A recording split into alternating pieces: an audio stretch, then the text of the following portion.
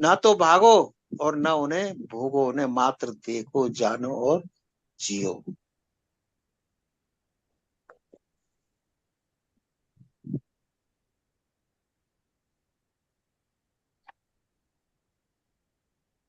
तो ये जो इतनी बारीकियां अंदर से गठित हो जाती हैं, वो तुमको 5 मिनट में वहीं ले जाती है सत्य में, इमीडिएटली। अरे, या तो हम भाग रहे थे या हम भोग रहे थे, कर क्या रहे थे, हम दुखी क्यों हैं, हम उदास क्यों हैं, या तो हम भाग रहे थे या हम भोग रहे थे, एनालाइज करना। अगर तुम उदास हो, बेचैन हो, तो ब्रेक लगाओ। तभी तुमको ब्रेक लगाओ 5 मिनट का, जरा पानी लेके गिलास लेके बैठो। या तो तुम भाग रहे थे या तुम भोग रहे थे, दोनों ही स्टेप गलत है। न भागो न भोगो, देखो मात्र, जानो मात्र और जियो। देखते हुए जानते हुए जियो। तुम गुजर जाओ उनसे, पकड़ो किसी को मत, चिपको किसी से नहीं। गुजर जाओ, हर परिस्थिति से गुजर जाओ, हर समय के आयाम से गुजर जाओ, हर समूह से गुजर जाओ, हर परिवार से गुजर जाओ, हर परिस्थिति परिणाम सबसे गुजर जाओ। हार हो या जीत हो, किसी को मत पकड़ो। जो हो रहा है होने दो। एक हो रहा का खेल है, एक तुम्हारे इजनेस का खेल। तुम हो और बाहर सब कुछ हो रहा है। तुम बीइंगनेस हो, बाहर हैपनिंगनेस है। तुम्हारा आग्रह क्यों कि ये हो ये ना हो? खेल तुम्हारा तो नहीं है, खेल तो ईश्वर का है। और ये खेल कभी से है, जब तुम नहीं थे, है ना? और ये खेल कब रहेगा, जब तुम नहीं रहोगे।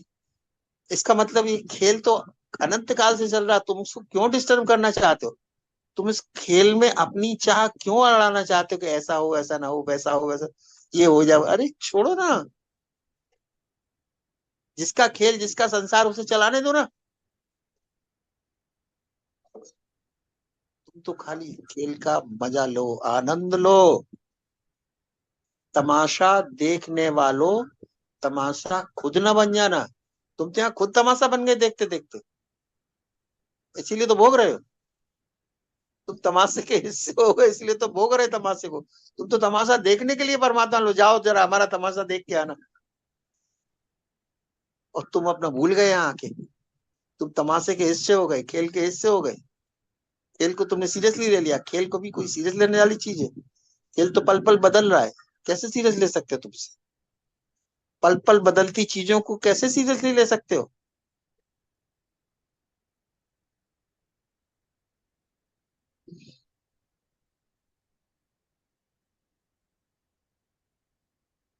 परमात्मा के खेल में बाधा मत पहुंचाओ। तुम कृत्य के साथ बाधा नहीं पहुंचाती तो तुम सोच के साथ बाधा पहुंचाने लगती। कमाल है, कर्मों से तुम नहीं बदल बदल पा रही तो तुम सोच से ऐसा ना हो, ये क्या है? तुम सोच से उसके को बदलना चाहती। ऐसा हो ऐसा ना हो, वो व्यक्ति ऐसा हो ऐसा ना हो, वो परिस्थिति ऐसी हो ऐसी ना हो। अपनी सोच के द्वारा तुम परिस्थिति बदलना चाहती हो, खेल की परिणाम बदलना चाहती हो। ये सोच तो यही बताता है कि तुम्हें मंजूर नहीं है। न परिणाम मंजूर, न परिस्थिति मंजूर है, न खेल मंजूर है। तभी तो तुम उसमें बदलाहट चाह रहे हो। इसका मतलब तुम परमात्मा से सुपीरियर हो गई। हे ईश्वर, तुम्हारा खेल मुझे मंजूर नहीं, तुम गलत खेल रहे हो। ऐसा खेलते तो अच्छा था, वैसा करते तो अच्छा था।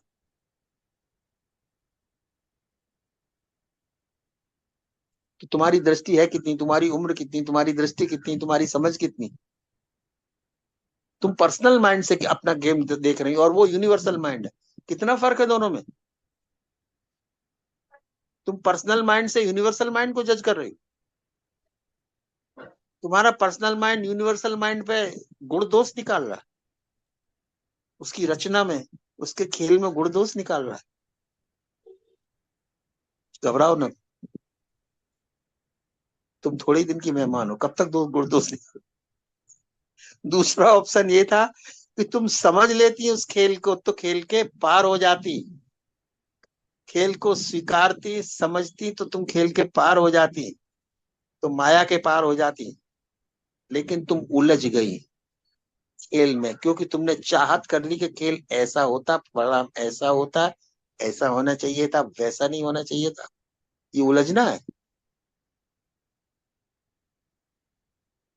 ये प्रभु की अस्वीकृति है, तुम खूब स्वीकार लो शब्दों में, लेकिन अगर उसके परिणाम तुमने स्वीकारे नहीं तो तुम परमात्मा को डिनाई कर रहे हो। उसका खेल तुम अगर मंजूर नहीं तो परमात्मा तुम्हें मंजूर नहीं, समझ लेना।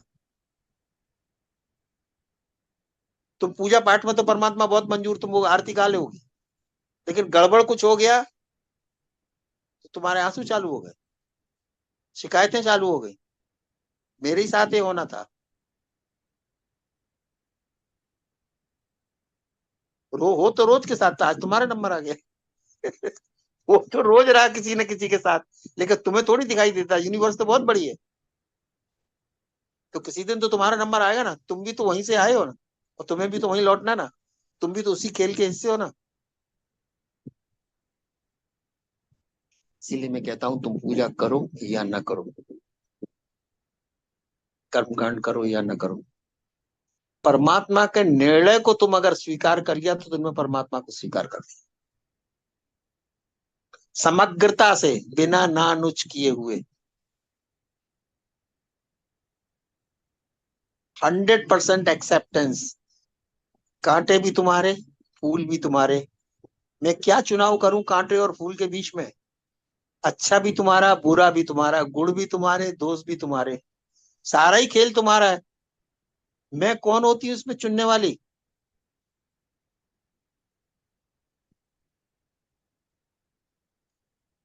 तुम्हारे ही चाह से चले संसार, यही प्रार्थना है। मैं भी आपकी चाह से चलूं, संसार भी आपकी चाह से चले, बस इसी इसी भाव में, इसी समर्पण भाव में मैं खुश हूं। इसीलिए गीत गाया जाता है, तेरे फूलों से भी प्यार, तेरे कांटों से भी प्यार, जो भी देना चाहे दे दे करतार, दुनिया के पालनहार। सुख दे या दुख, चाहे खुशी दे या गम, जैसे रखेगा मालिक वैसे रह लेंगे हम। एडजस्टमेंट यहाँ करना है, चॉइस यहाँ कर ली है, जैसे मालिक रखे हम रहने को तैयार हैं। अब हमारी प्रोफेशन इतनी ज्यादा है, कांटे हो, फूल हो, सुख हो, दुख हो, आंधी हो, तूफान हो, बरसात हो, जैसे रखेगा मालिक वैसे रह लेंगे। चाहे लगा मुझे उस पार, चाहे डूबा मुझे मझधार, अब ये भी चाह नहीं कि तुम उस पार लगा ही दे, तेरी चाह। अगर मुझे डुबाना तो डुबा देना, और उतारना तो उतार देना, वो भी तेरी चाह पे छोड़ दिया, वो मेरी चाह नहीं कि मुझे पार लगा दो। वाह, इसे कहते हैं समर्पण भाव। फूल हो तो ठीक, कांटे हो ठीक, क्योंकि दोनों ही तो तुम्हारे हैं। मझधार में भी तुम हो, उस पार भी तुम हो। अगर तुमसे मिलन होगा तो मैं मझधार में ही मिल जाएंगे, पार की क्या जरूरत?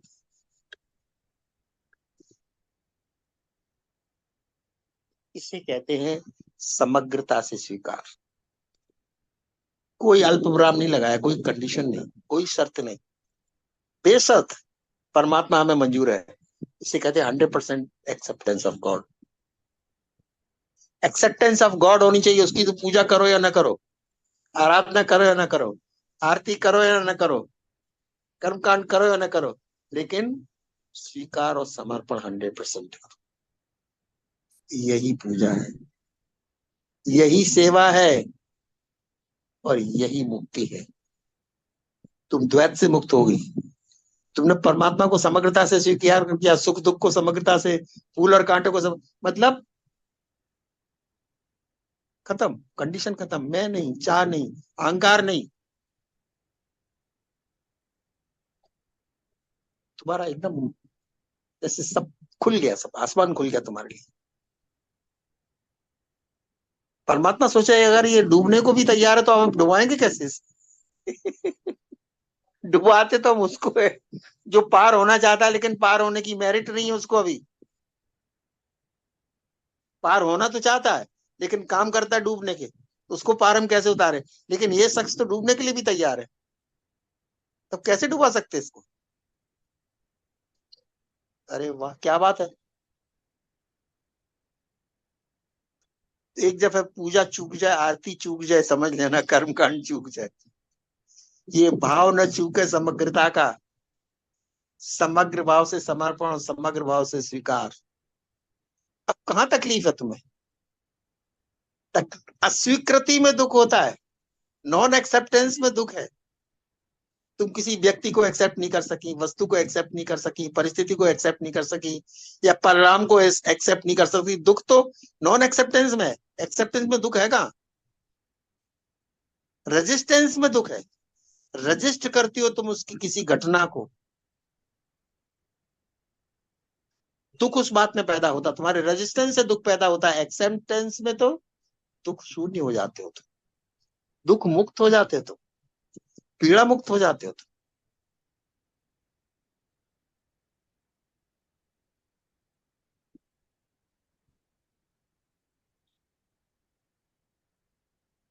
तुम रहते ही नहीं एक्सेप्टेंस में, तुम परमात्मा के हिस्से बन जाते। खेल उसका तुमने ज्वाइन कर लिया, उसके खेल को 100% समर्थन कर दिया, उसकी टीम में पहुंच गए तुम अपोज कर रहे थे, उसको रजिस्ट कर रहे थे, इसलिए तुम विरोधी कैंप में थे, इसलिए तुम माया के कैंप से देख रहे थे। अब तो कुछ भेद ही नहीं रहा ना। तो समग्र भाव से जीना, ये शब्द आज सीख लेना। समग्रता से जीवन का मतलब समग्र समर्पण और समग्र स्वीकार। फूल हो या कांटे, सुख हो या दुख हो, सब द्वैत स्वीकार है। जिसे सब द्वैत स्वीकार हो जाते वो अद्वैत में चला गया, उसके द्वैत मिट गए। इसी में मुक्ति है। जो ये भी कहने को तैयार, चाहे इस पार डुबा दो, चाहे मझधार डुबा दो, चाहे उस पार उतार दो, सब छोड़ दिया इस जीवन का, सब भार तुम्हारे हाथों में, ये जीत तुम्हारे हाथों में और हार तुम्हारे। अब हमें जीत और हार की भी चिंता नहीं रही, क्योंकि हम जानते तुम्हारे हाथों में, तुम जो करोगे वही वही हमें मंजूर है। तो हम क्यों जीत की आशा लगाए रोज, दिया मंत्र फूके कि हम जीते, हम विजयी हो, हमें ये मिले, हमारे हमारे चाहत का परिणाम मिले। कब तक तुम करते रहोगे? कब तक लड़ते रहोगे भगवान से? मेरी नजर में ये भगवान को रेजिस्ट करना है, अपनी चाह चलाना, मतलब परमात्मा की चाह में तुम रहने को तैयार नहीं। और संसार तो उसी का है, तुम्हारा तो नहीं है ना। संसार उसका, चाह तुम्हारी चले। वाह, गजब का तुम्हारी सोच है। हुँ? और न चले तो तुम उदास हो जाओ, तो तुम रोने भी लगो, तो तुम शिकायत भी करने लगो।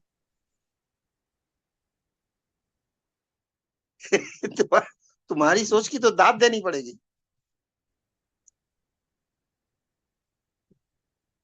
नहीं, अब बहुत बहुत जी लिए इस तरह से, और बहुत जिए खुद भी, और बहुतों को जीते देखा और अभी भी जी रहे हैं, जिन्हें शिकायत है परिणामों से,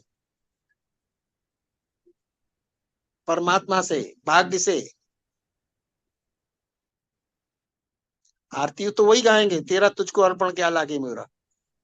लेकिन वो कोरे तोता शब्द थे वो, उनमें भाव था नहीं, समर्पण था नहीं, न स्वीकार था न समर्पण था। बहुत अच्छी बात। अभी देखो 7 बज गए, इसीलिए जब तुम लोग बीच में बोलते हो तो सत्संग अपने आप बीच में हो जाता है ना। ये अनप्रोग्राम्ड सत्संग था, जो अभी बीच में जो 10 मिनट हो गया ना, यूं ही हो गया। बैठे बैठे बात समझ में आ गई, परमात्मा खुद प्रकट हो गया, बोला तुम जरा रुको, मैं सबसे मिलके आता हूँ। सत्संग में परमात्मा था जो वाणी द्वारा तुम तक जा रहा था। तभी तो कहते हैं, ना जाने किस बेस में बाबा मिल जाए भगवान रे, बड़े प्रेम से मिलना सबसे दुनिया में इंसान रे। किस भाव में, किस क्षण में, कैसे, किस परिस्थिति में कैसे मिल जाते हैं परमात्मा, कैसे उसका भाव मिल जाता है। परमात्मा कोई व्यक्ति नहीं है, वो भाव में तुम बस रमण कर जाते हो, बह जाते हो, एक हो जाते हो उसके साथ। फिर तुम्हें भी लगता है सब व्यर्थ, सब ये सब ड्रामा और नाटक है, इसे देखो और इससे गुजर जाओ। पकड़ना नहीं, ठहरना नहीं, चिपकना नहीं, मेरा तेरा नहीं कहना, सब परमात्मा का है ना। तो इसी के साथ ये आज का डिस्क्रिप्शन